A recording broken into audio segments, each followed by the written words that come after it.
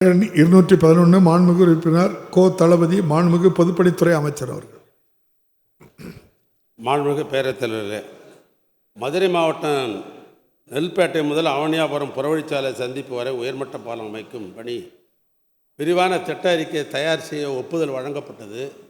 அத்தகைய சூழ்நிலையிலே 9/11/2022 சென்னையில் நடைபெற்ற 24வது உயர்மட்ட அதிகார குழு ஐபவர் கமிட்டி ஆய்வுக் கூட்டத்திலே மதுரை மாநகரம் மீனாட்சி அம்மன் கோயிலை சுற்றியுள்ள வெளி வீதிகள் பாரம்பரியமிக்க பகுதியாக உள்ள காரணத்தினால் அதனை பாதிக்கும் வகையில் எந்தவித உயர்மட்ட பாலமோ கட்டடமோ அமைக்க வேண்டாம் என்று தெரிவிக்கப்பட்டது.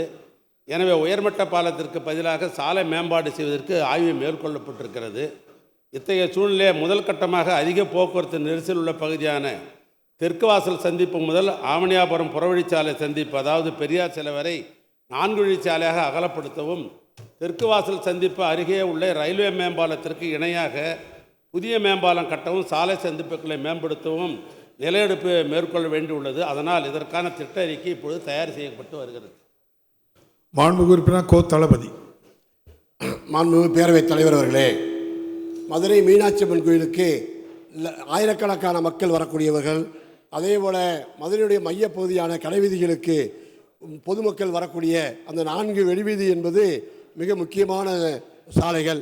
அதனை தரை வழியாக அகலப்படுத்தி மேம்படுத்துவதற்கு அமைச்சர்கள் முன்வருவாரா என்பதை கேட்டுக்கொண்டு, அதேபோல் தெற்கு வாசல் பாலத்திலிருந்து அமளியாபுரம் வரை உயர்மட்ட பாலம் தருகிறேன் என்று சொல்லியிருக்கிறார். அதற்கு எங்களுடைய நன்றியை தெரிவித்துக் கொள்கிறோம்.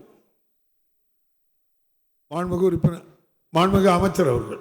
மாண்புமிகு பேரவைத் தலைவர்களே, அவர் குறிப்பிட்டதை போல ஏற்கனவே மேம்பாலம் கட்டுவது என்று தான் முடிவு செய்யப்பட்டது.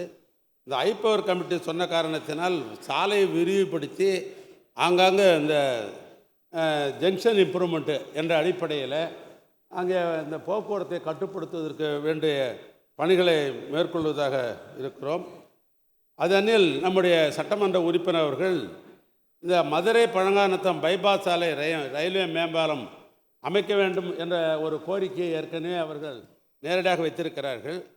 மதுரை பழங்கான பாலம் என்பது முதலாக புறவழிச்சாலையுடன் கூடிய சேவை சாலையாக அமைக்கப்பட்டது. தற்போது சாலை 6 வழிச்சாலையாக உள்ளது. இச்சாலையில் மதுரை போடி ரயில்வே கடவு எண் 4A ரயில்வே இருவழித்தட மேம்பாலம் உள்ளது. ரயில்வே மேம்பாலத்திற்கு இருபுறமும் 6 வழித்தடமாக உள்ளது. அதனால் ரயில்வே மேம்பாலத்தில் கடும் போக்குவரத்து நெரிசல் ஏற்பட்டிருக்கிறது. ஏற்கனவே ரயில்வே மேம்பாலத்திற்கு அருகில் புதிதாக ரயில்வே மேம்பாலம் அமைக்கப்படும் என்று இந்த மாமன்றத்தில் 1/4/2002 நானே அறிவிப்பு செய்தேன். அந்த அடிப்படையில் கள ஆய்வு மேற்கொள்ள வேண்டும் என்ற அடிப்படையில் நேற்றைய முன்தினம் நானே நேரடியாக அந்த கள ஆய்வை மேற்கொண்டேன். விரைவிலே மதிப்பீடு தயார் செய்யப்பட்டு அந்த ரயில்வே மேம்பாலம் விரிவுபடுத்தி கட்டப்படும். மாண்புமிகு உறுப்பினர் கோ. தளபதி.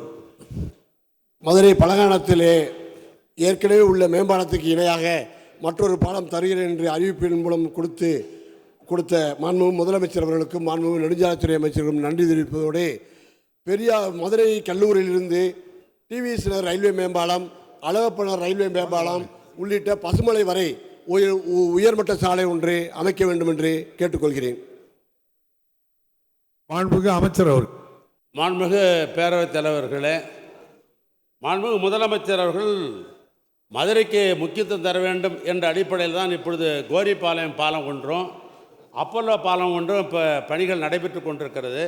அந்த பணிகள் நிறைவடைந்த உடனே முதலமைச்சருடைய திருக்கரத்தால் திறந்து வைத்துவிட்டு 3வதாக அவர் சொல்லுகிற கோரிக்கையை அரசு ஆய்வு செய்யும்.